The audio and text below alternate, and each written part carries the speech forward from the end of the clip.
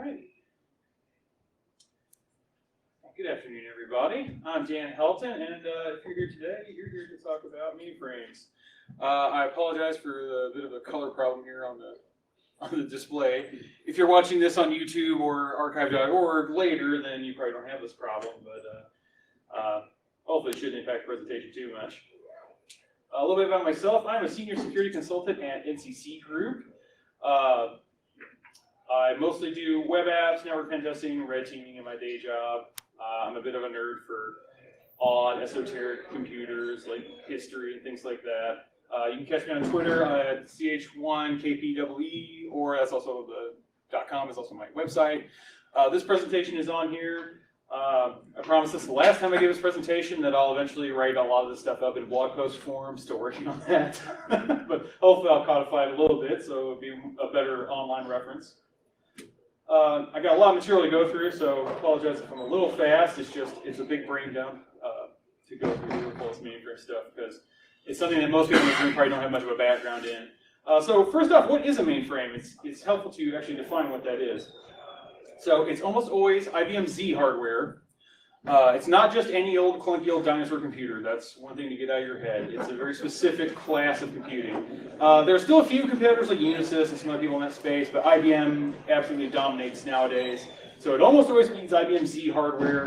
It almost always means ZOS. There are a couple other operating systems that IBM supports for their Z architecture. I'm not going to go into those. I'll just stick to ZOS. Kind of the defining characteristics of a mainframe are that it handles enormous volumes of input and output. So these things are made to tear through millions, billions, trillions of transactions. That's why they're the backbone of banking. I mean, if you used a credit card or an ATM today, you used a mainframe indirectly, because your transactions are all being processed through there. Another key of the mainframe is that they're built for RAS, reliability, availability, and serviceability. So these things are built like public utilities almost. Like they are meant to stay up 24/7, 99.999% uptime. Is very important to the mainframe business. They are built for pretty crazy backwards compatibility. They are heavily batch oriented. So the idea is you build these complex batch jobs. JCL, job control language, is like one of the big scripting languages in the mainframe world. You build these big complex jobs to, like I said, to take in 1 million credit card transactions from a day and then go process them and spit them out the other end in some kind of format. And to do it all in a very complex way that handles all sorts of variables and all sorts of contingencies without a human having to jump on and like interact with it. They are always mission critical business systems. That's why companies still pay millions of dollars to IBM every year to maintain these things. They're always at the heart of the business. And one quick note, because I know some people here probably came thinking about AS400s. One, that they have not been called AS400s since, I don't know, the crew of MASH was making commercials for them in the 80s. So I've seen those on YouTube. The proper name is the IBM I platform. It's not actually a mainframe, it's what's called a mid-range computer. It's kind of the next tier down. I've hacked on them. There's a lot of good stuff out there, some good tools for them, but they're not really considered mainframes, and they're not in the scope of this. So the biggest thing you hear when you tell people about hacking mainframes is, mainframes are legacy, right? Oh, why do I worry about mainframes? They're going to get retired next year, right? The thing is like in the 90s, the mainframes really got hit hard in the market when like cheap Windows and Unix and Linux servers were, starting to eat their market share. So in the 90s, a lot of people thought mainframes were going to die, but e-commerce saved them, and they are still with us today. Seriously, IBM still makes like a couple $1 billion off these things every year. They're not going anywhere. They're still big in finance, air travel, insurance, government. They're still actively supported, actively maintained. They can even run modern stuff. They can run SQL. They can run web applications. They can do Java stuff. But yeah, you do also still see stuff like batch jobs that were written in the 1960s, because that's part of that backwards compatibility. Is stuff you wrote like in IBM System 360 assembler in like 1968 should still be able to run on a modern mainframe with little or even no modification. And they're also pushing it in other places. They've tried to push ZOS hard for like cloud computing, for blockchain, all the trendy stuff. ZOS can be very conservative in its design and style, which I think you'll see when we do some of the demo videos. And it does have insane backwards compatibility, but don't confuse that for legacy, because this is an actively updated and maintained platform. So when you think of a mainframe, this is probably what you think of, right? Like reel-to-reel tape, like something on my shirt here. You know, then that's a 1960s mainframe. That's a System 360, one of the first. This is actually a picture of my great aunt. I believe that was with the Arizona Highway Patrol then, and they actually had a small mainframe install. But this is what they look like nowadays. You see here, they look like a giant gaming computer. It comes across. I like kind of like the angles and blue lights and stuff. Seriously, they look like a giant gaming PC. And these things are like monstrous. Like you buy one of these things, like you see, it's about the size of maybe like a cafeteria or refrigerator. And some of the specs I have written down here are kind of nuts. Like you can have about, I think, up to 170 different types of processors in it. And that's everything from like general purpose processors to special processors that just do Java or just do Linux on ZOS or just do crypto. And a main CPU on one of these things is like a 10-core, 5.2 gigahertz monster. I mean, that's just one. You can have hundreds of these on a thing. The low end of memory is like 320 gig and all the way up to 32 terabytes, I think, of DRAM on these things. And then, you know, storage, it's sky's the limit as far as like SANs and everything else they're connected up to. So these are monstrous computers. Now I want to tell you a little bit about how to speak mainframer, because it is a very different culture and a very different type of lingo than what Windows and Linux admins are probably used to. So first off is mainframes don't speak ASCII. Their text encoding is an in-house IBM format called EBCDIC, which I can't remember what it's, extended binary coded decimal interchange code, if you're curious. So that's one thing is like, if you're ever like poking around network Wireshark, you might see funky stuff coming over, and you have to go tell Wireshark, oh, decode that as EBCDIC instead of ASCII, and then all of a sudden you'll see text that don't make sense. Which I did that before when I've had to pen test some mainframe applications. That was actually like you know, taking a look and capturing the traffic from them. And then another one you'll hear a lot in mainframe parlance is LPARs, logical partitions. So what this is multiple OS instances all running simultaneously on one mainframe. Phil Young, who's like one of the big guys in like mainframe security research, he compares them kind of to VMs, but it's not really true because these things are running on the disk. It's like, you know how you can dual boot your computer to have like Windows and Linux on one hard drive? Well, imagine if you could just run them both simultaneously because you just had that much RAM, processing power, inputs, and everything. So mainframes will be running multiple operating systems simultaneously and in lots of different combinations. They could have ZOS on several partitions. They could have other operating systems like ZVM or Linux on ZOS running on others and all kinds of different configurations. A sysplex is a cluster of LPARs. They might all be on one mainframe, or they might be spread out over several mainframes connected over fiber optic, but that's another one you hear about sysplexes and parallel sysplexes. That's common mainframe parlance. A system programmer, or a sysprog, that's the mainframe world equivalent of a sysadmin. So that's like the guy, you know, who has, well, as you'll see, the equivalent of root access in mainframe world, and he's in charge of everything. IPL, initial programming load, that means just the phrase they use for booting the mainframe up. And then when it comes to storage, in mainframe world, storage kind of means two things. You can actually be referring to like disk, like DASD, which is direct access storage device. That's what you call hard drive in mainframe world. And then there's also flash storage, and there's older stuff like tape. But they also use storage to refer to what we would call memory. So you might hear them refer to virtual storage, and you're talking about virtual memory. So that's one thing to keep in mind when you're talking to mainframers. Another big one is that they don't have files in the mainframe, they have data sets. And there's a couple different kinds. You have sequential data sets, and that's kind of like you know, just a normal file. Like here I have an example of, I don't think you see my mouse. You have user1.data, that would be like a file. But then you also have partitioned data sets, or PDSs, which are kind of the equivalent of folders. It's one file and it has several files inside of it. And they all have a naming scheme, kind of like a high-level qualifier at the front, then a dot, and then everything after. So the high-level qualifier is usually used to denote like who owns it. So if I'm user1 on the mainframe, all my files will start with user1 dot, and then I can put dots in between just kind of for like logical sorting. They don't really obey like file extension conventions or anything, but people kind of do it just to separate stuff out in the mainframe and just be able to visually look at it and make sense of it. Almost everything on the mainframe is run like a job, and that's all managed by JES, the job entry subsystem. You'll also hear mainframers call COS, or the mainframe operating system, you'll hear it referred to it as MVS. and that's just an older name for the mainframe OS. The OS has changed names like 8 or 9 times. ZOS has been the longest. It's been the name of the OS for like the last decade or so, and I think it's going to stick around until they have some major hardware revamp. But yeah, you'll still hear MVS used a lot in mainframe world. So to interact with that mainframe, the traditional way is you use TN3270, which is also called the green screen. A TN3270 was originally like actually this. It was a model of IBM Terminal, but nowadays you can emulate it with programs on your Windows PC or your Mac or your Linux PC. It's actually a modified version of Telnet that speaks EBCDIC and it does color, and it's just what they use for their terminal sessions instead of Telnet or SSH. When you use TN3270 to access a mainframe, usually the first thing you're going to hit is called VTAM. Now, are there any mainframers in the room? I didn't even ask. Oh, yeah. Well, you just laugh at my jokes. I shouldn't have. So don't kill me, because I know I'm like drastically simplifying this for the guys.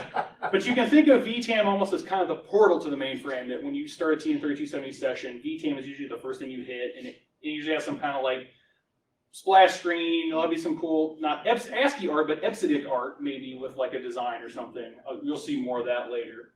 And usually it'll tell you what applications are available, and you can pick whatever you want to get into from there. So you can think of VTAM kind of like the mainframe's portal. I know it's drastically oversimplified, but you know. Yeah. TSO is kind of the mainframe's shell. It's kind of like the command line interface for the mainframe. And then ISPF is the GUI, but it's a text menu-driven based system on over TN3270. It's very like ncurses-y if you use like ncurses applications, like Kismet on Linux has kind of an interface like that. It's text-based, but kind of like, it lets you do mouse clicks and stuff like that, but it's all in text. And then every mainframe actually has Unix inside it. So you have USS, Unix subsystem, or it's still called OMVS, they're MVS again, because it was originally released as Open Edition MVS back in the 80s or 90s. It was basically IBM's cheap way to get TCP/IP support into the mainframe.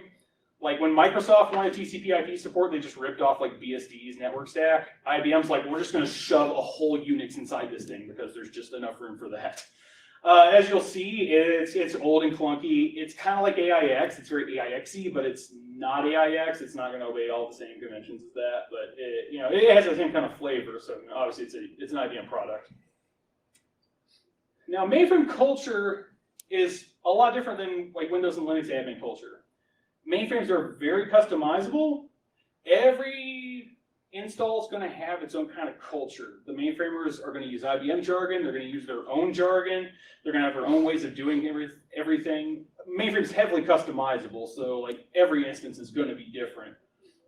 And a lot of these installs are very old. I mean, a lot of these people have been customers of the mainframe since the 60s or 70s, and they've been buying every continuous generation of hardware, and a lot of those mainframers might have been around since the 60s or 70s, and they've been using this platform for a very long time. So mainframes kind of want to be centralized and kind of want to be distributed at the same time, because they buy this like one enormous box with all these processors and all this RAM, but then it's carved up. It could be carved up into LPARs. Inside one of those LPARs could be running a hypervisor that's running hundreds of Linux VMs. Like, it's kind of weird how it's like it wants to be centralized and decentralized at the same time. And then another thing about the mainframe is it's so old that it predates really the concept of user security. Security, when the mainframe platform started out, was you just locked the door to like wherever you submitted the job cards or you got to the green screen physical terminal at. So ZOS has some like rudimentary security built in, but it's had external products that have like filled in the gaps in the meantime. So the big three are RACF, ACF2, and Top Secret. I'm just going to cover RACF. It's, I think, by far the most popular. It's actually the IBM official external security manager product, and it's the one you're going to see the most often out in the wild. So RACF has a database that holds everything concerning security. It'll store all the permissions for all the files. It'll store password hashes. It'll store crypto keys, everything. When you're on a mainframe, like in an ISPF or TSO session, you can run the rvariant command, and it'll tell you where that database is located in case you want to steal it later, which a lot of times you can. There's no real concept of root or admin in the Unix world. The closest thing you have is you have special permissions on your account, which special permissions means you can just give yourself access to anything. So like you say, if you have special, you could say, okay, I want to have access. You could issue commands to say, okay, give me access to this user's files, and it's done.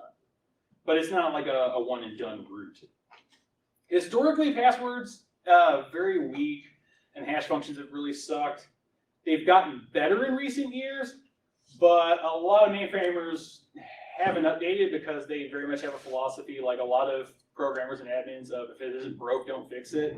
We've gotten by just fine on 8-character passwords for the last 40 years. Why are we updating now? so something to keep in mind. Now on the platform, your big programming languages are going to be assembler. A lot of stuff is still written in Z assembly. COBOL obviously is a big one you hear about in the mainframe world. PL1 is still fairly big. Fortran seems to have dropped off. I see less and less mentions of it in IBM literature. I don't know what's going on there. And then via USS, the Unix System Services, you also get access to Java, C, and C++, and more modern stuff. And Java is very popular on the platform.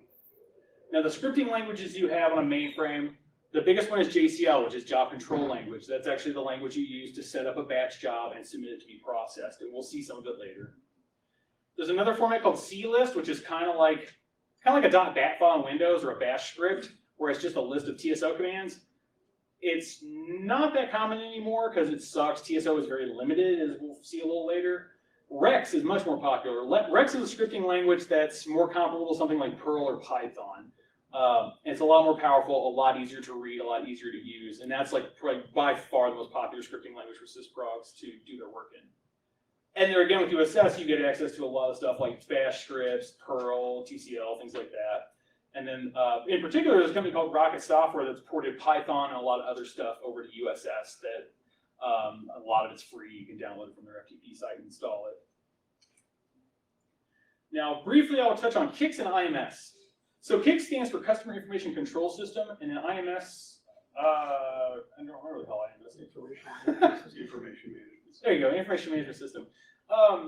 These are what are called transaction managers. CICS seems to be way more popular than IMS. I see a lot more CICS apps than I do IMS. What you can think of it as is it's like a purpose-built application on the mainframe so that you don't have to teach the normies how to use TSO and ISPF. If you go into, I think I was in a hardware store recently, and I highly suspect that when I asked them where something was, they pulled up this black screen and were typing stuff into these like text form fields. I highly suspect that was probably a CICS application. It was probably a central mainframe that they use for all their inventory. You also see them with like web front ends or like desktop application front ends. It's just like a purpose-built app so that people can more easily learn how to do mainframe stuff. But really, they run over TN3270. Like I said, there might be a web or a desktop app front end, but on the backside, it's speaking TN3270 to communicate to the mainframe. A lot of security is client-side. It's relying on actual quirks of the TN3270 protocol to like hide fields or say that you can edit this but not that. And much like most client-side security, it sucks. There's lots of ways to hack it, but it's way too big of a subject for me to cover. I would direct you to Dominic White, aka Sin. She presented on DerbyCon several years ago about CICS security. And then Ayub El-Asal has done some great work on the subject. If you want to learn about CICS hacking, it's pretty cool. But now, what I want to show you is a couple of demos to see what the mainframe looks like. Which I took no chances because the network here doesn't let you go to anything except 80 and 443, unless you're on a VPN. Sorry, let me find my documents. I'll play some videos I recorded of using the mainframe.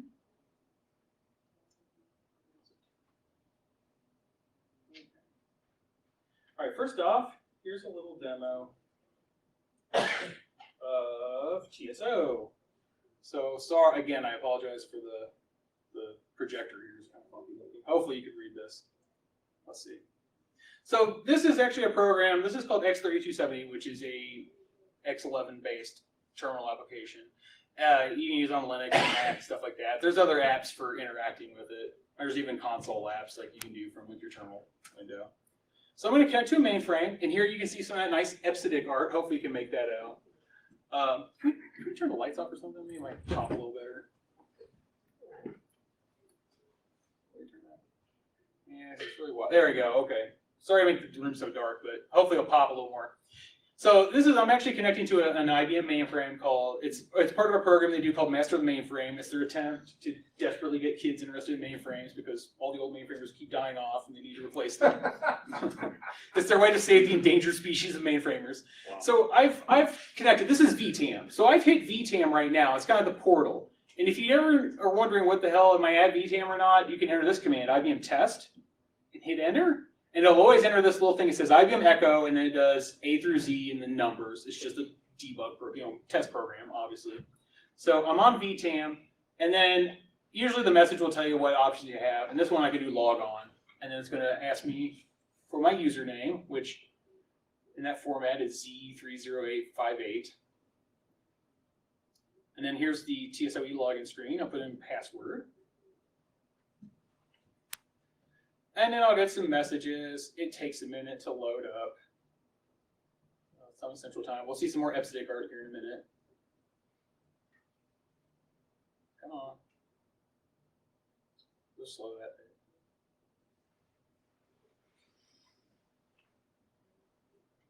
Really slow that bit. There we go. There's an EPSIC art. It's a little map of the world, and it's hard to make out with the little Master of the Mainframe logo in the center. And so it'll tell me some messages. This is also where like sysprocs can like kind of send mail, like wall messages out to users to tell them things. And so I get in. There we go. So that's the ISPF menu, but we're going to exit out of that real quick, and we're going to TSO. So here I am at the ready prompt, just like a freaking old Commodore 64. That's your prompt at TSO. It just says a ready, and then you get our commands. So here I'm going to do list user. And then that's just like running ID on yourself. So it's just going to print out some information. I see my username. It shows some esoteric information about like my permissions and stuff like that. I can hit the clear screen button with my little application over here to clear the screen out. There's no like clear command like in Linux. I can also use that same command and abbreviate it. So instead of list user, and do LU. And then I can run it, and then I'm going to add some options to it to get some more info. So like I asked it to show me my OMVS info, so I can see like where my Unix home directory is and stuff like that. Now I'm going to run profile, which profile is kind of like your bash RC or bash profile. It just kind of has some information about like your session. One of the big things in there is that your profile usually defined that whenever you're interacting with files, I should just automatically append my username and dot, my high-level qualifier to everything, because it kind of keeps me in my little zone to keep me from messing with like the higher level files.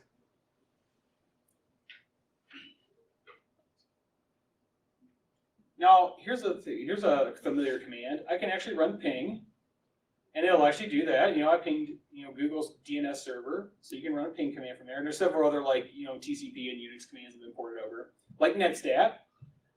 Oh, so here's the thing. When I reach the end of a screen in TN3270, I'll get 3 little asterisks. And then from there, I just have to hit enter again, and it'll clear the screen and like start with the top. There again, it's very old. It's very much a remnant of using an old physical terminal. But I can run netstat home, and I can find my IP address. It's kind of the equivalent of running ifconfig on a mainframe. If I hit enter, it clears it out and rewrites the rest of that command. So see my loopback interfaces, whatever. So next up, I'm going to do list cat, and that's going to show all the files here that. Like the ZOS file system is very flat. It's not like I think it's actually called hierarchical file system, but it's not very hierarchical. It doesn't work the way like Windows and Linux file systems work. Everything's kind of flat, and you use high-level qualifiers to kind of tell where things are supposed to be or who they belong to. But like I said, it's not like things are like nested inside of folders, other than like those partitioned data sets is about the only kind of thing. So if I do list cat, the default according to my profile is it's just going to list the stuff that belongs to me. So all the stuff with my high-level qualifier. So here I've got a bunch of scripts and files and stuff in my home directory.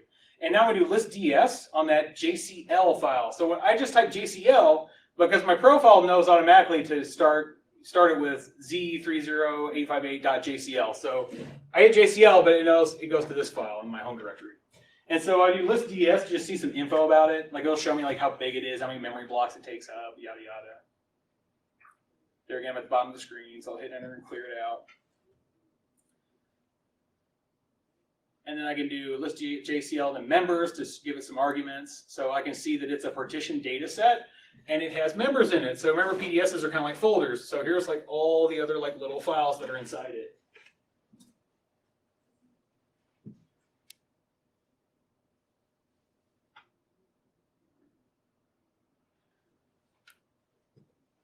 I can do listcat again, show that, I clear the screen out. Now I can delete files, so I can do del, and I can delete this unitcommand.jcl thing. Run that, it's gone. If I listcat again, you can see it was here. I list it again, it's no longer there, so I've deleted it. I like using DOS. I can rename files, so I'm going to take this test.jcl and rename it to the old file I deleted. There it goes. I can do list C and see that it's been renamed.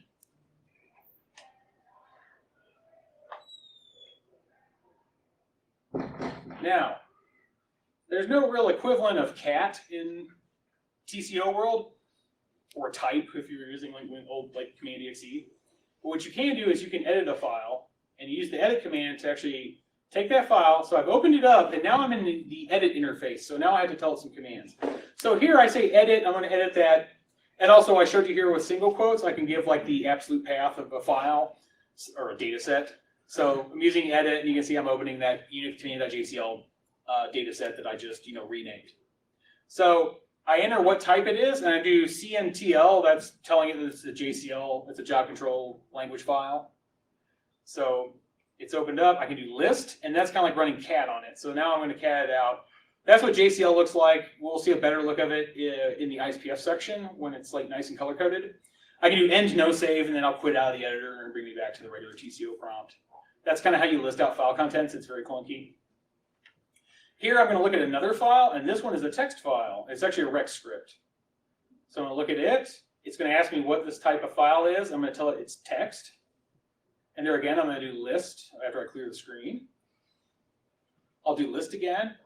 And then you can see this is a rec script, which hopefully looks a lot more familiar to a Windows or Linux user. You can see it's a scripting language. It's a lot more readable than like JCL. I'm at the end of the data. Okay, I do end no save to just close it without doing anything, and I'm done with that. And now I can execute that program with the exec command.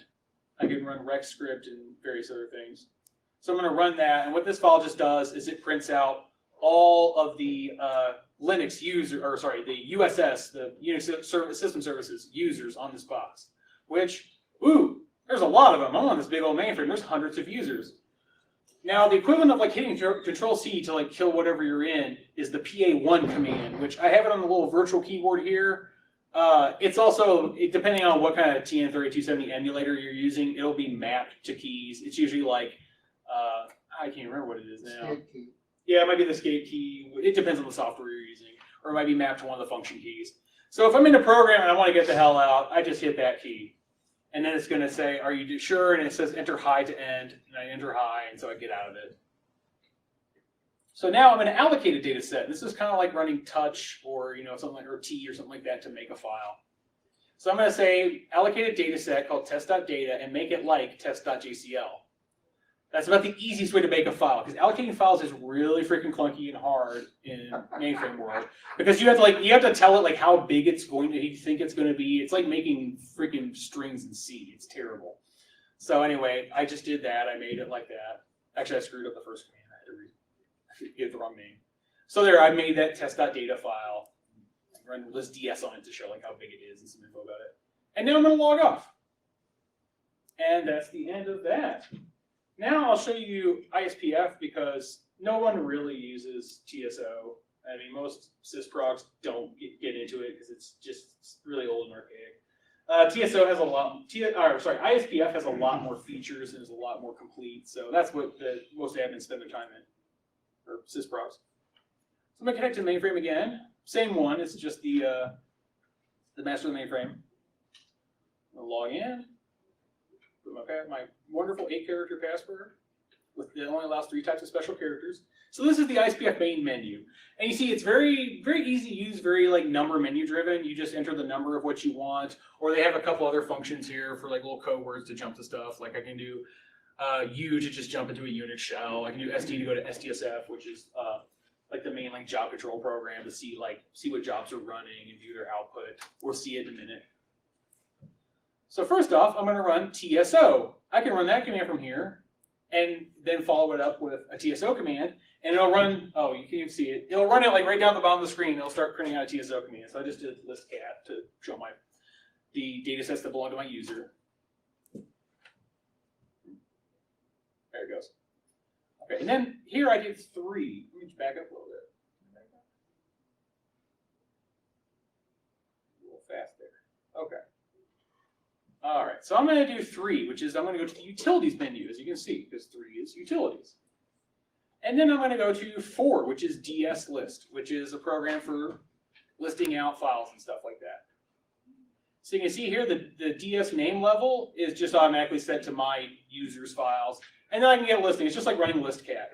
But ISPF has a built-in editor. So I'm going to go over here to my JCL program, enter some gobbledygook, and then here I have this nice little visual editor, kind of VI-like, to edit it in. So here's what the JCL job looks like. It starts off with the slashes with some information that kind of tells like what priority the job's going to be, how it should be sorted, how important it is, what program it's going to use to execute, where it should take its input, where it should write its output. It's all very esoteric and very fussy. If you screw one freaking space up in it, it'll botch the whole job. So it's very. I don't know. I've even heard that most of these products don't write JCL from scratch. They just keep old JCL jobs and just modify them accordingly because it's so easy to screw up. And this is just one that's just going to run some TSO commands. You can see it's going to run LU for my user and list my user's info. It's going to run netstat home to see our IP address, and then it's going to run list C in order to list out my home data sets. So if you see here, I can actually go here and type in D in that line numbering and hit enter, and it'll delete a line. Or I can type, you couldn't quite see it, but I type A, I can add a line below it, so you can add lines. You can also put numbers in and add 10 lines below something. It's very configurable. So then I'm going to add that back in, and then I'm just going to do save to save the file, and then I'm going to do submit. I'm going to submit the JCL. Now I'm going to hit the PF3, which usually maps to the F3 function key when you're using JCL. This is basically the back key. So I'm going to use it. I'm going to go back to the main menu. And here I'm going to go into SDSF. SDSF is where you see all the Mainframes jobs. So I'm going to dig into these menus. I'm going to go find my job that ran. So right there it is. A question mark to view it. I'm going to go to the system printout. And I'm going to take a look, and I'm going to see it. And you can see here, it ran the LU command. You go down a little further, it ran netstat home, and then there ran list C. So I just ran all my jobs and successfully completed. And I can use S4 to quit out of that. And also, you don't have to do 3 utilities and then 4 things. You can do 3.4, and it'll tell it to go to the utilities menu, go to the 4th item. So it's a little shortcut. So we jump right to that data list thing. We're going to list files. And now I'm going to look at another JCL job. And this one, instead of TSO commands, it's going to do Unix commands. So as you see here, it looks a little different. But the important part is the parameters it takes. It's going to tell the BPX batch program, which is just a program that runs Unix jobs, and tell it to run a shell and run the ID command and then netstat-h, which will be, netstat home, show us our IP address. So I'm going to submit that job. And then here's another little time saver. I can do semicolon and then do equal sign, which is kind of like saying, go back to the top level and do this. And so I'm going to do the SD so that I can just jump back to the main menu, go to the SDSF program, then feed it more commands to say, okay, then when you're inside SDS, type the ST command to go to the list of jobs. So much like with the Unix and Windows, there's lots of command line time saving kind of stuff you can do. And there's my Unix job. It completed. It showed the ID for my user, my UID and my GID, and then printed out netstat information.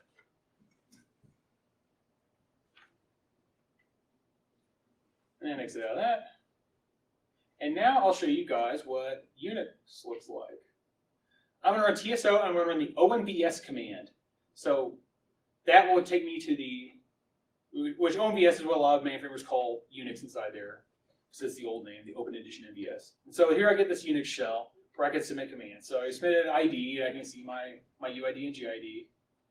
I can run uname-a, and I can see the information. It still says OS 390, which was the last name that ZOS had. I don't know why it hasn't been updated, because this is a brand new mainframe. I'm not sure what's going on. It's very slow to update those things. And I can do all sorts of normal Unixy stuff, like I can list out the contents of my home directory. You see I've got some files in there. I can delete stuff, like I'm going to delete that Rex file. Now here's one that's interesting. I'm going to copy a file from the MVS file system over to the Unix file system.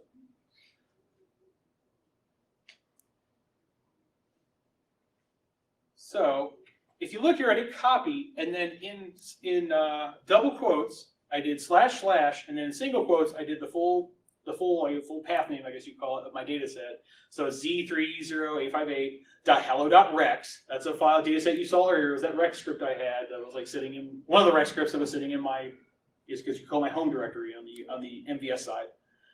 It's telling it I'm going to copy that from the MVS side. I want to copy it over to Unix, and I'm going to rename it hello.rex in lowercase. So I do that, and now I can cat it out. And gives a second, and it'll print it out. There's my little Rex script. I can also run it as an executable. I can do chmod +x and make it an executable file. And IBM has, a Unix-based Rex interpreter that can run it. So I can do just hello Rex, and it just prints hello world. Now, also on the Unix side, I can also run TSO commands. So there's a very common.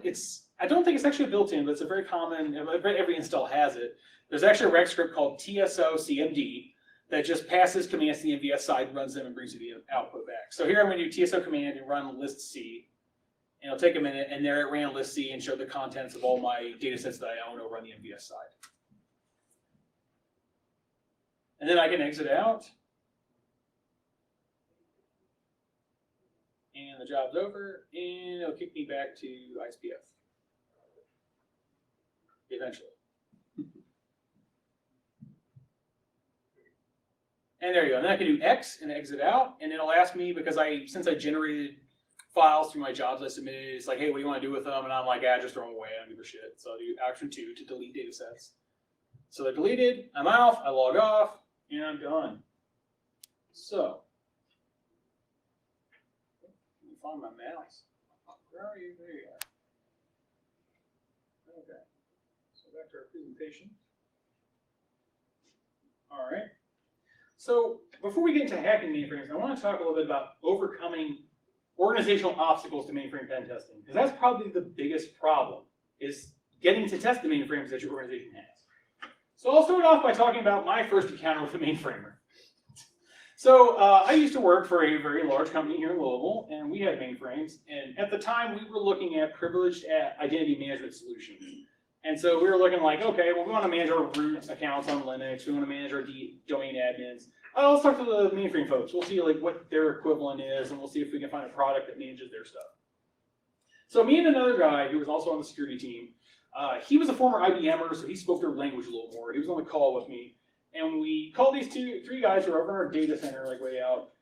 So I never knew exactly who it was. So there were three guys on the call, and I don't remember whose voice was whose name. But like a couple minutes into this conversation, one of these guys just starts going off on us about how you security people are always trying to get in our business, and if I can't get to my, if I can't get into my like special accounts and be able to mess with jobs that are acting up, and if that mainframe goes down and I can't get in, the company's going to lose millions of dollars every second from lost transactions. He ranted at me for like 10 straight minutes.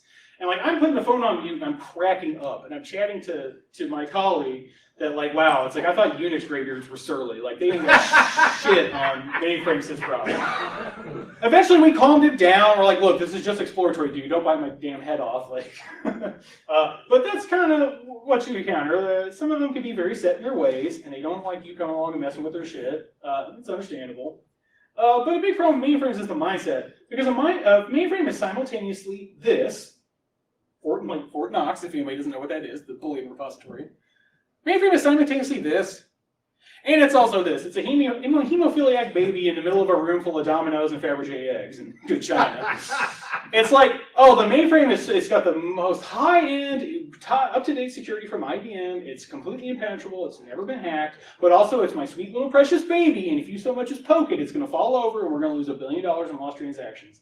It's like, pick one. You can't really have it both ways. It's either one or the other. And really, it's actually much more this than it is that. So your first obstacle is really the mainframers themselves. Mainframe knowledge is much more guarded and it's much less accessible because there is a huge barrier to entry to owning a mainframe and being a mainframer. You know, I mean, these are on the low end, it's millions of dollars to own one of these things. It's not as easy to get into and learn as like Linux and Windows are. Mainframers are very much steeped in their own culture and their own jargon. Like I mentioned, these are very, very old computing cultures that go all the way back to the 60s and 50s. They skew a little older, but IBM's trying to fix that. Like I mentioned, the Master of the Mainframe program is something they promote to colleges to try to like save the endangered mainframer species. They very often have a, if it's not broke, don't fix it mentality. If jobs are running fine, they don't want to stop stuff and risk updates that might work through the process. They can be incredibly surly, as I have encountered directly.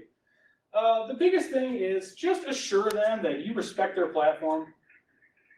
You respect how important to the business it is, and that you're not there to like dunk on them or make them look crap. You're there to help them improve their processes and improve their security. That's the biggest thing is if you can get them on your side, things will go a lot smoother. Obstacle 2 is the fear. Like I mentioned, everybody's afraid that if you just so much as breathe on the mainframe, it's gonna, fall over and crash. It's perhaps the biggest obstacle from mainframers and management, but especially management. Because mainframers know everything about the platform, and upper management knows nothing. All they know about the mainframe is what the mainframers tell them, and all the mainframers tell them is doom and gloom if you touch it. So that's the biggest obstacle to overcome is, like, these guys, just filling management's head with, oh, we can't touch the mainframe, we can't touch the mainframe. No, it's too valuable, can't touch it. But the truth is, it's just a fucking computer. It's just like any other computer, okay? Yeah. It takes effort to brick a mainframe because for a computer, it's a damn ungodly, strong, and reliable computer. I mean, these things have, are built for availability.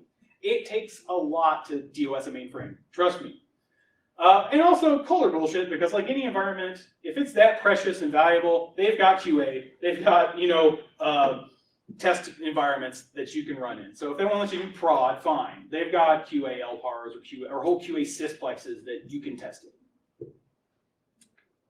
Another one is hubris, especially if you deal with IBM itself.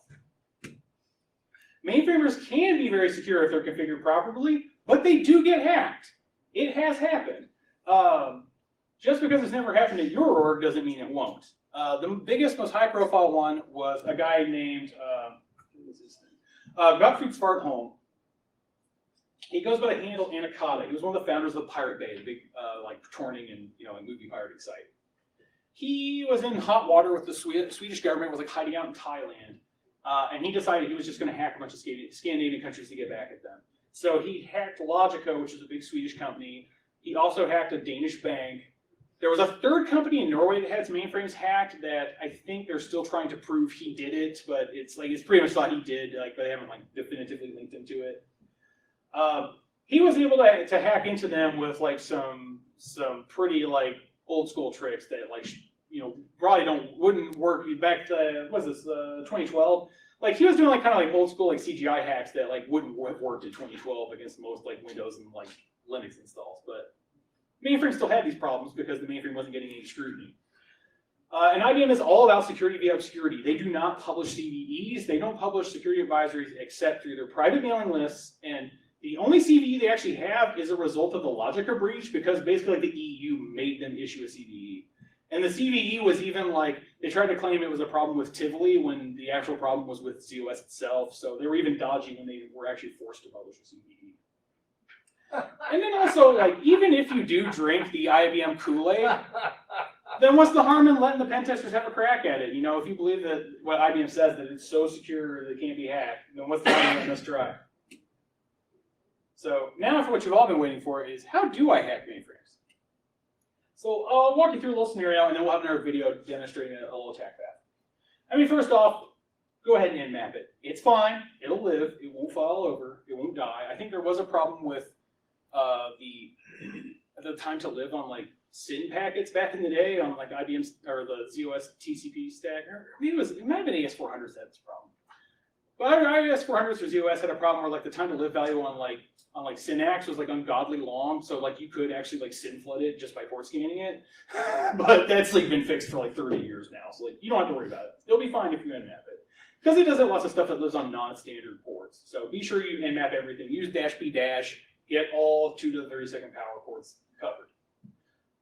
And if you have access to it, if you're kind of doing like a red teaming scenario or you're just looking to do some OSINT, take a look at their intranet knowledge sources. Because usually if you're doing a mainframe pen test, you're probably doing an internal pen test. Because most companies aren't putting these things out on the internet. Some still are, but you're probably in an internal environment. So you might be able to find their Confluence or their SharePoint. Start searching for mainframe terms. Search for terms like KIX, LPAR, TSOID, which I know there's some of you that work at a company where your username is called a TSOID. That's why. It's because all your shit was built for mainframes.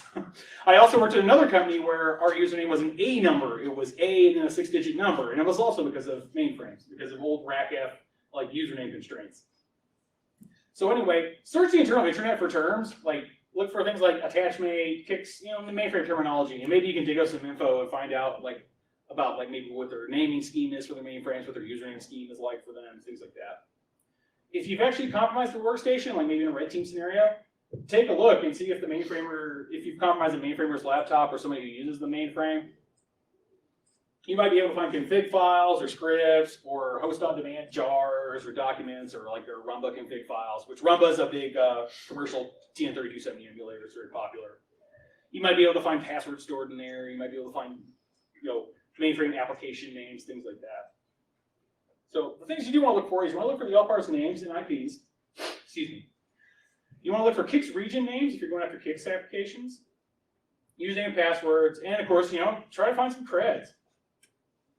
So there's an example output from nmap. I know that's very hard to read.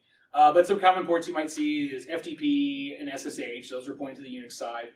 Port 23 will often have 3270, or there might be other iterations of 23, like port 1023, port 2023, 4023 might be hosting different TN3270 portals on them. 5042 is where DB2 lives. That's very common to find DB2 on a mainframe. There's lots of other stuff. So how do I get these creds? Because hacking a mainframe is pretty pointless without some kind of account. There aren't a lot of ways to go from zero access to getting in. There's not a lot of, it's like Windows and Linux anymore, it's hard to find those kind of hacks. So generally you want to try to find some kind of account, even if it's low priv. So one thing you can do is if you're on an internal network is you can just sniff, because lots of TN3270 installs, they can use SSL, but less than half do, I think.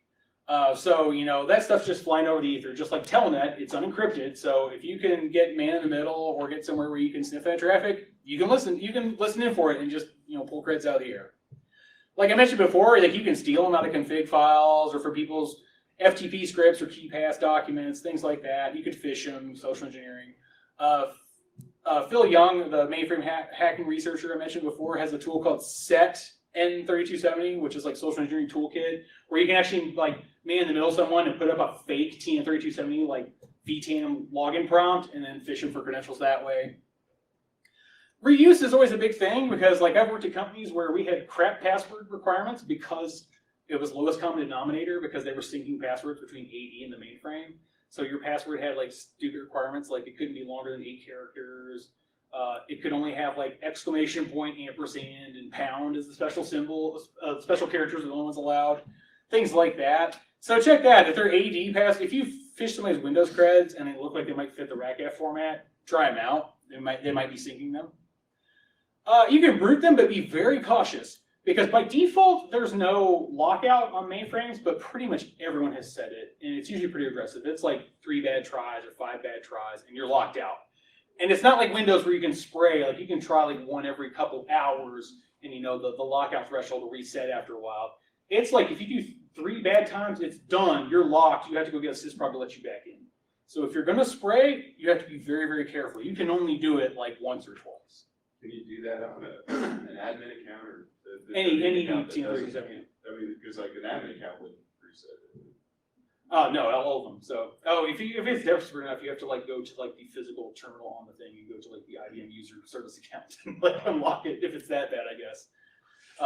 And also that does apply to like SSH and FTP. There's no loophole around that. 3 bad attempts to log into SSH on the Unix side, it talks to RACF, it locks you out. So I even tried that to see if maybe I could get around it. Or even if you're logged in, trying to do SU to switch to a different user, same story. 3 bad attempts, locked out, or whatever their policy is set to.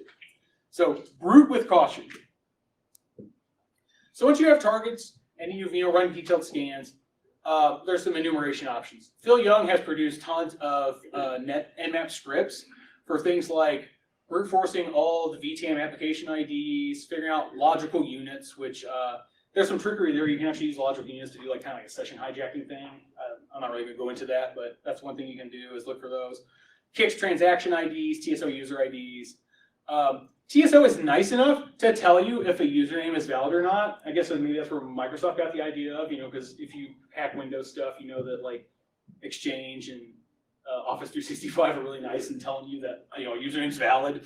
So TSO will tell you if a username isn't good, so it's very easy to enumerate usernames. You can do that with scripts. And as long as you just do the username but don't enter a password, you're fine. You can just do that forever. You won't lock anybody out. It only locks someone out if you actually attempt to send a password after you've entered the username. So if you've got creds by this point, just try logging in. Now there's one caveat. Some users might only have access to TSO, or they might only have access to Unix, but not both. And we'll see that scenario in the video. TSO is also nice enough to let you know that your user ID is already logged in. So if you enter it and it tells like, oh, you can't come in, somebody's already logged in as you, then you know they're on there. But by the same token, if you're logged in with their account and they try to log in, they can see that somebody else, that you're occupying their space. So opposite consideration right there. So it might affect like when you operate. You might have to do this stuff at night, so you're not stepping on the toes of users. And then SSH or FTP allows multiple logins as the same user, so it's a little stealthier that way. So if they do have access to both, just do SSH or FTP. They won't immediately figure out that you're logged on if they come along later and try to get in. So FTP is interesting on ZOS because you can actually run JCL and SQL jobs from FTP by just uploading a file, which, yeah, RCE is a service. It's very, very handy of them. So we'll use that later in the video to actually get a foothold on the server. And then there's some other options you have once you have that. They've written Metasploit modules in order to get shells through this. There's lots of tools out there from Phil Young and Chad Rickens and some other big researchers in this area.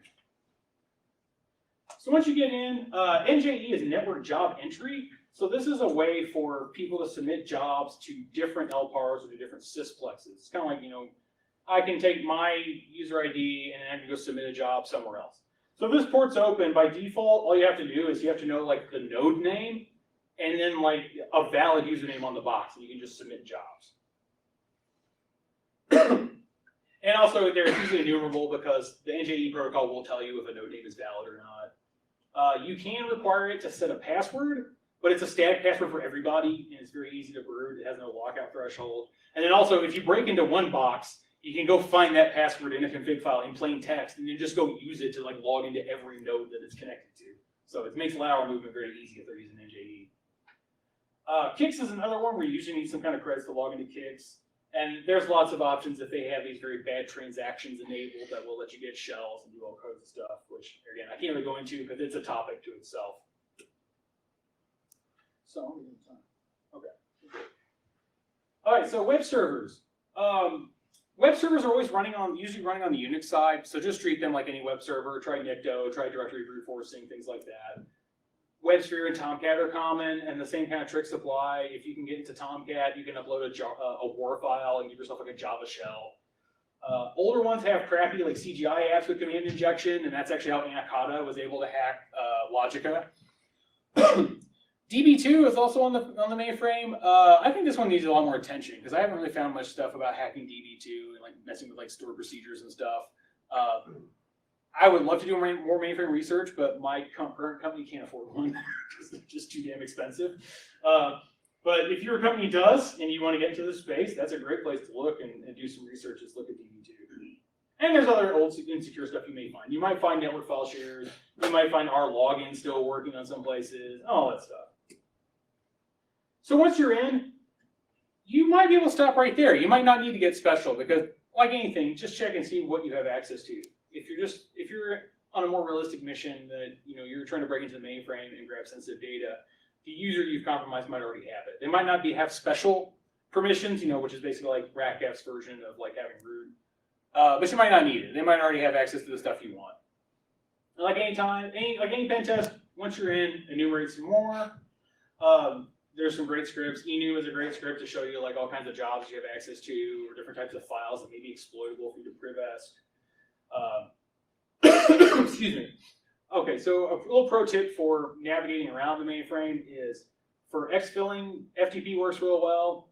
Oh, sorry, secure copy works well. And then there's that IND file, which is actually a TN3270, it's a built-in file transfer protocol. That works well. SFTP does not. I've had terrible luck with SFTP screwing up trying to translate FSDIC to ASCII and back and forth. But for some reason, SCP works. I really don't know why.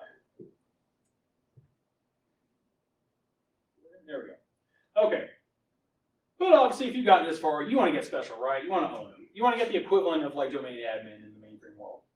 So the MVS side has some unique privesc options that are very unlike what you'll find anywhere else. So one thing you can do is you can check off the bat to see if they have the default super user enabled, which is IBM user usually has a password of sys1, but you're probably not going to find that. He's almost always disabled. There are JCL surrogate profiles, which surrogate profiles let you submit jobs as another user. So maybe the sysproc's tired of being bugged by some user to submit a job for him with these special permissions. So he's like, fine, I'll do a surrogate, so you can always submit this job as me. Well, obviously, if that person you can submit as has elevated permissions, you can exploit that to change your own permissions, give yourself a shell as that person, etc. There's also what they call supervisor calls, and certain badly written ones are called magic supervisor calls. What they are is they're a type of customized system call in the mainframe like guts that lets you execute code in supervisor state, which is basically like ring 0. So ZOS, like I said, very heavily customizable, even lets you customize these deep level system calls. And so it's not uncommon to still find places where they have these really bad ones that are just let you do anything. I get the impression that a lot of places have rooted those out and gotten rid of them and had much better security, but there's scripts and stuff to be able to look for these magic SVCs and find them. And then there's also APF authorized libraries. So APF stands for Authorized Program Facility, and these APF libraries, they're partitioned data sets that contain binaries that can run code in supervisor state. It's kind of like setuid in Linux world, where anybody can run it and it'll run kind of like surrogate, on behalf of the, at an elevated level. It'll run as root. The problem is that a lot of times developers will put a lot of stuff in these PDFs, these partitioned data sets, to distribute them, and maybe only one data set in that PDS really needs APF authorization to be able to do this elevated task. But you can't set it at a granular level like that. You have to blast the whole PDS and make it APF authorized. So they'll just do that and give you the whole thing, and then maybe one of the files in there, you have alter access to it to be able to customize it, and then you can just blast it and give yourself admin. Now, privilege escalation on Unix is a little more complicated, because the usual tricks for root all work here. All the stuff you've done before to get root and Linux and Unix stuff works. Abusing set UIDs, if they have bad sudo permissions, things like that. But the problem is that owning USS does not mean you own MVS. If you're root on the Unix side, you're you're the king there, but you still don't have permissions on the MVS side. You're still screwed on that one. RACF still controls all the user accounts even when you're root. So yeah, you can pop root on USS, but that doesn't give you special permissions or anything over on the MVS side. You have to find other ways to get it, which I'll show you one. There are other ways around that. The one I won't show you is there are actually also APF authorized binaries in Unix. Chad Rickensrud, another big mainframe researcher, is doing some work on that. I've been bugging him when he's going to publish his stuff, because the APF stuff is very well documented on the MVS side, but not on the Unix side. So he has some tricks for how to abuse APF binaries on Unix in order to give yourself total ownage on the mainframe. But watch that space. It's penned. It'll be coming sometime soon. But what I'm going to show you actually is backdooring the sysprox account with SSH keys. So a little bit about lateral movement. Once you get on and say you've got sufficient permissions, just like on Windows or on Linux, you can just dump the password database and start cracking. So you remember the rvary command I talked about. That'll tell you where the RAGF database is, what the name of that data set is. And then you can, if you've got the right permissions, if you've elevated, or sometimes they have bad permissions set up from the beginning, you can exfil it and then go about cracking passwords, do all that kinds of nasty stuff. John the Ripper understands RAGF, so it's trivial to crack those passwords. Also helps if it's an older, if it's one of those places that still only has like 8-character passwords. Okay, also like I mentioned before, you can also use NJE because that password's shared between all these users. So if you get on one box and using NJE, you can go to that config file. It's usually like sys1.parmlib. It's a PDS and it's a jes2 parm data set. We'll have that password in clear text. So you can use that and then use NJE to just go hop around the sysplex. And now I'm going to show you a little hacking demo here, showing how you can go from very few permissions to owning the mainframe.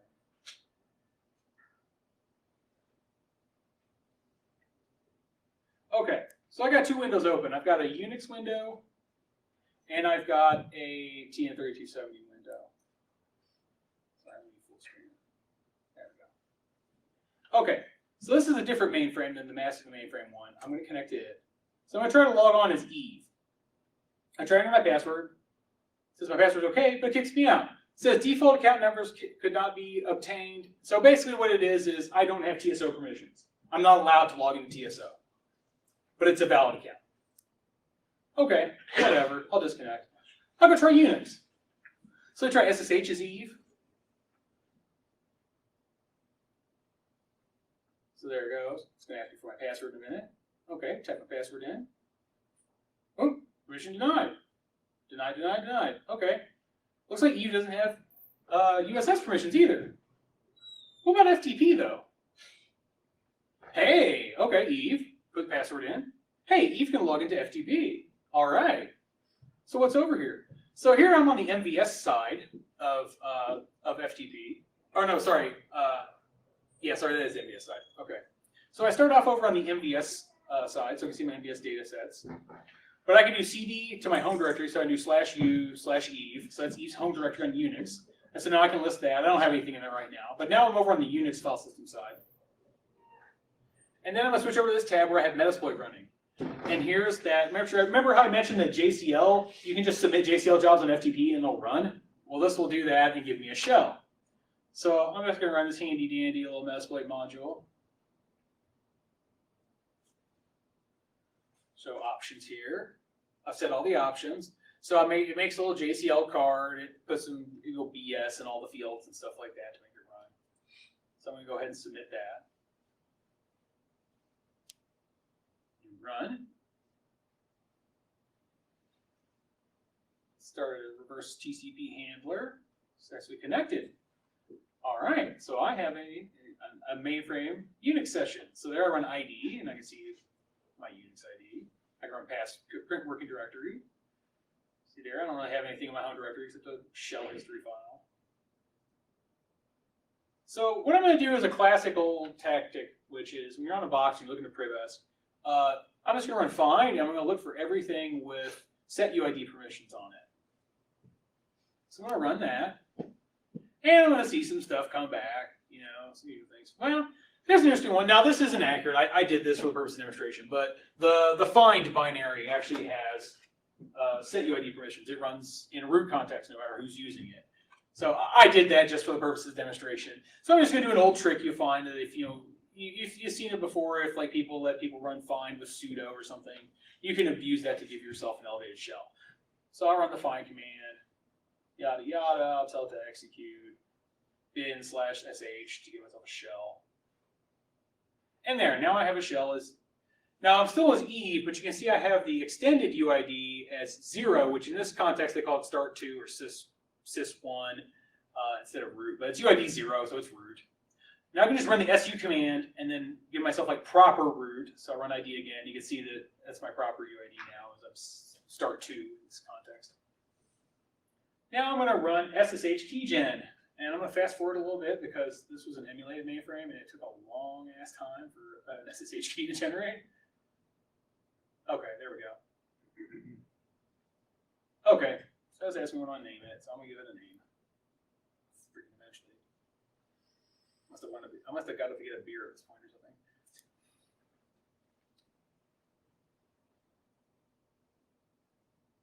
Okay, what do I name it?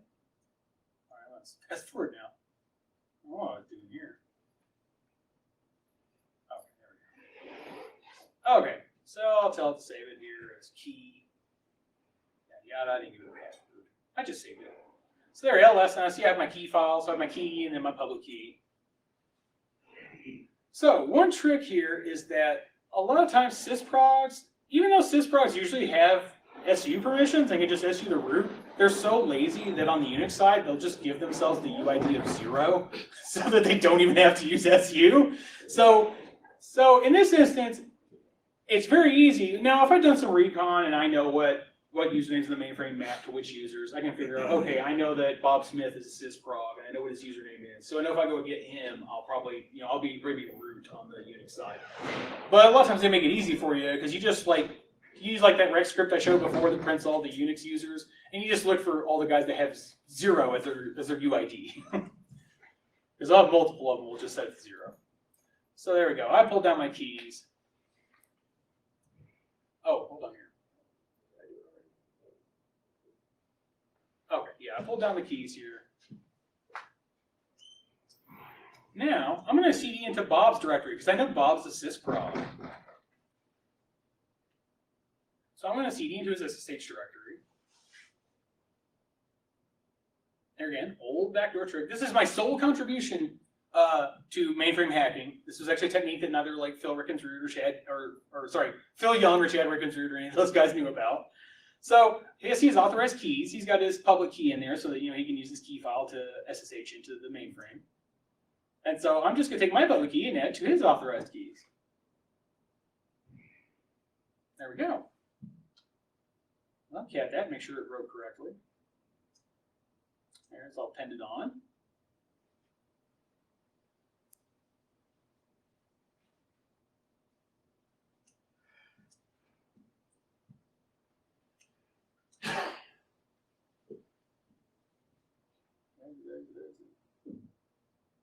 Very deep in there. Eventually I'll get out. There we go, okay. So I exited out of that session. Now I'm going to go back to SSH. I'd already pulled down that key file with FTP. So I've set the permissions on that key file correctly so that SSH doesn't yell at me. And now I'm going to SSH in, use that key file, and I'm going to do Bob at the IP address of my mainframe.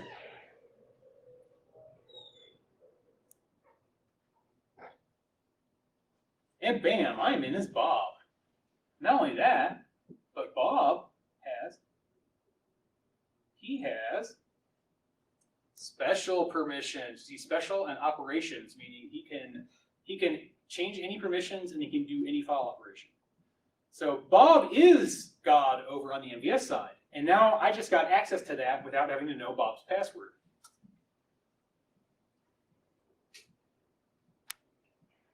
So here I can list out Eve's stuff. Now I see Eve has no attributes. She does not have special or operations. She's just a lowly, nobody.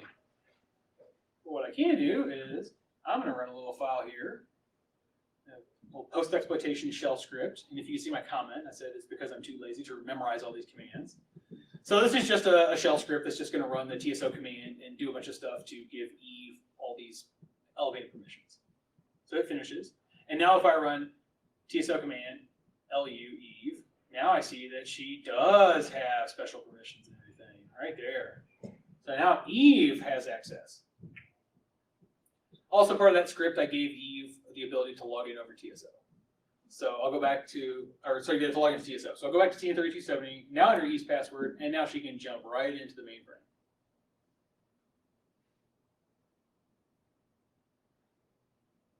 And that's it. All right.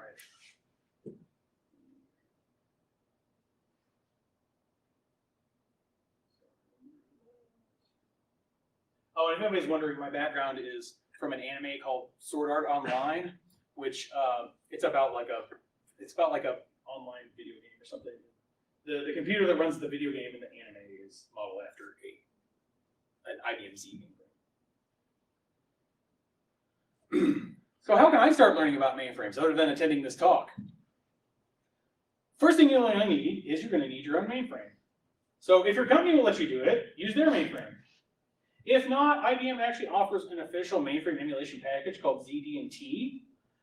It is unfortunately very expensive, and it's more so if you're not an IBM customer, which is why unfortunately my company can't afford it. We're not IBM. We don't buy anything from IBM, and it would just be prohibitively expensive to start a contract with them. But if you're at a company that does, you would just kind of research. It's not too bad if you're already in a contract. There's also the IBM Master Mainframe competition, which I showed you. It runs most of the year. It's made for students, but you can register. Anybody can register. You just won't be eligible for like the prizes and stuff they give out. And it operates most of the year. There'll be a few months when it'll go down, and then they'll have to re-register, and they'll bring it back up. You can't hack on it, but it's a nice way just to get on, and they have some nice tutorials. They'll just teach you how to use the mainframe if you just want to familiarize yourself with it. I also recommend just using the Unix side if you're just more accustomed to Linux. It's an easier way to kind of ease into the mainframe because you won't get lost so quickly. Another option is you can use Hercules, which is an open source mainframe emulator. IBM hates Hercules, as my little meme over there shows. Now the guy that he's not the guy who first wrote it, but the current maintainer is Jay Maynard, who old internet heads will remember as Tron Guy. I think he's still around going to conventions and stuff. He's the main maintainer of the Hercules project. IBM kind of has a reason to hate Hercules. I guess IBM employees are forbidden to use it. And part of the reason is because the original guy that wrote Hercules tried to set it up as a company. And then what he tried to do is he tried to sue IBM into open sourcing ZOS so that he could undercut their business by offering virtualized mainframes for cheaper. And so he lost his lawsuit, and IBM hates Hercules with a passion. So the legal way is, because mainframes are so old, there are actually versions of the old MVS operating system that have lapsed into the public domain. And there's a couple of hobbyist distros of them floating around, like TK4- is a very popular one that you can run it. MVS is public domain, but a lot of the stuff in it isn't. So they've had to write replacements for ISPF and some of the programs and stuff like that. But it's another good way to if you just want to familiarize yourself with it or run your own.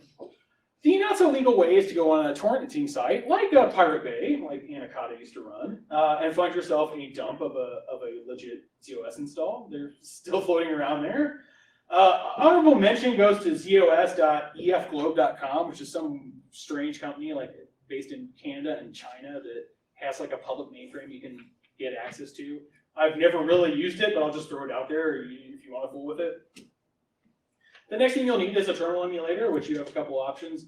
The one I use the most is X3270. There's also C3270, which will run in a terminal, and it'll run on Linux, Mac. It'll run inside WSL and Windows. There's paid options for Mac and Windows too. There used to be another free one called TN3270X for Mac, but it just lapsed out of support because Catalina, the newest version of Mac OS, finally got rid of support for 32-bit binaries, and this old TN3270X program hadn't been updated since 2013, so it doesn't work anymore. But X3270 works great. You just need to download exports and get that set up. And actually, Vista TN3270 is a nice little program. You can actually use it for free with a student license if you sign up for Master Mainframe. They'll give you a student license to use it.